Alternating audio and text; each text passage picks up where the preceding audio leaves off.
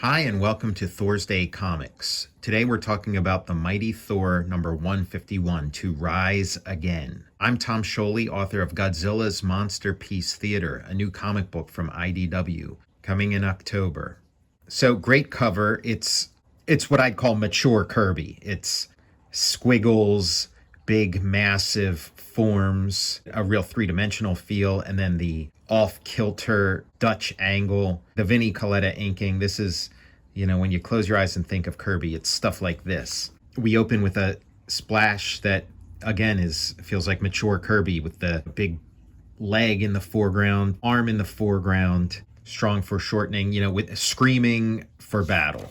Thor, if you like epic battles, Thor is the comic for you, especially in this period. One massive fight after another, and the Destroyer is a great enemy. Visually, it's just really wonderful. And it was, issues like this, maybe even this one in particular, that influenced the first Thor movie where Thor has to fight the Destroyer in downtown, although it wasn't, Manhattan in the movie. It was, somewhere, some small town out west somewhere, I forget. We have these great Kirby graphics of, hammer striking iron, but then we get, panels like this thrown in to let us know that there's more going on than you'd think, because this time he's fighting the Destroyer, this creature that he knows to be possibly the most powerful opponent he's ever faced, but inside of it is the soul of his girlfriend, of his beloved Sif, and she has no way to communicate that other than gesture.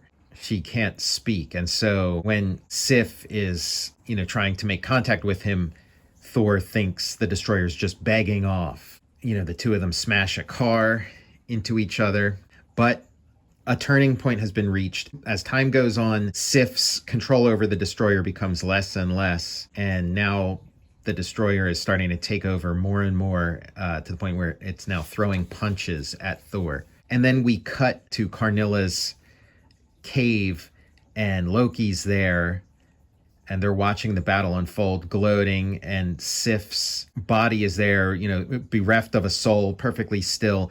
Balder has to watch all of this, with his hands tied behind his back. Karnilla starts to flirt with Balder, and this becomes one of the ongoing subplots of the series. In fact, becomes the genesis of New Genesis. It becomes the genesis of the New Gods, that you can read it in the opening crawl of issue 7 of the New Gods, that Baldur and a sorceress were the progenitors of the races of New Genesis and Apocalypse. And Jack Kirby goes on to further spell it out in an interview. So this is where that starts. And then we get an appearance of a menace from left field. While the big battle's going on, you got to set up your next battle for next issue, and it continues. Just really great Kirby classics, some just a great Donnybrook that continues for pages and pages.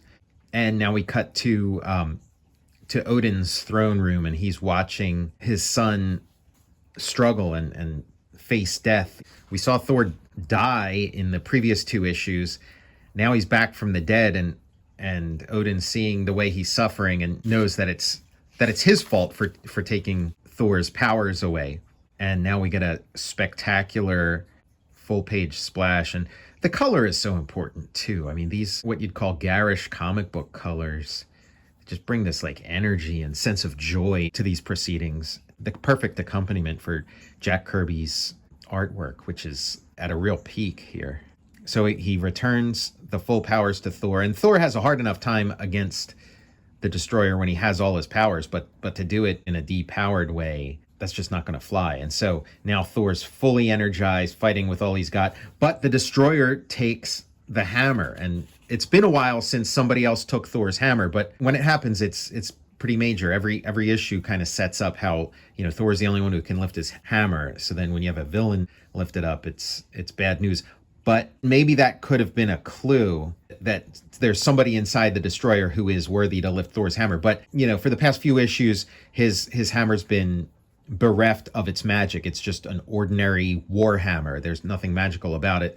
But Odin has returned Thor's enchantment. So now that the hammer returns to Thor's hand, he knows that he's got his full magic of being the thunder god back, and it includes his hammer. And so he swings it with all his might, throws it in the destroyer's face, and it comes back to his hand. And now the destroyer's setting up the disintegrator ray, and this is just causing all kinds of anguish for Sif. The thought balloons are really working overtime with this story, and sort of communicates that other side of things, which, otherwise this would just be a fight between Thor and the Destroyer, but it's a new wrinkle having Sif in there. And so now we cut back to Balder and Karnilla and Loki, and we see the person leading this charge is Ulik. And Ulik looks very different. It's kind of a makeover. And around this time, Kirby had been giving some of his longer standing characters makeovers. One of the ones I'm thinking of would be the Sandman. And Ulik's got a great entourage here.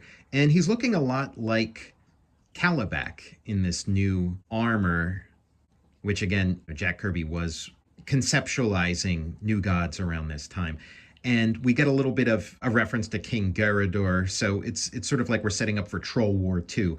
The Troll War was such a highlight of the series, and I could see why they'd think about bringing something like that back.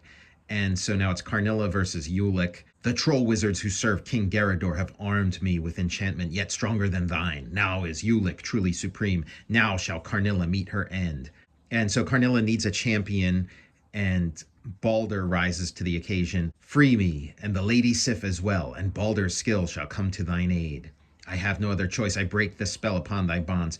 And so now Karnilla, the Norn queen, has Balder to defend her, and really setting up what could be a really fun battle, really sword versus mace. With Thor out of commission last issue, Balder really stepped up as the action hero of the series. So I like where this is going. Thor outruns the Destroyer's death ray, but now he's cornered in a blind alley. The Destroyer is warming up for that next shot, and Thor's got nowhere to go, all hemmed in. Really nice visual, nice cliffhanger. And then we have the Inhumans backup story continuing this adaptation of a Creature from the Black Lagoon sequel, as Triton is imprisoned and being carried back to the city to be, part of a freak show. And he breaks out, goes on the attack. Just beautiful drawing, a great Joe Sinnott inking, nice action scenes. Nothing too earth-shattering in terms of story, but I still miss Tales of Asgard. It's fun for what it is. Triton destroys the ship and then makes his way towards the city. Next, while the city shrieks. We're in that extended soap opera phase of Marvel, and both the headline series and the backup series are teasing more greatness to come. I'm Tom Scioli, author of Godzilla's Monsterpiece Theater, a new series from IDW Comics premiering in October. I'll see you next Thursday.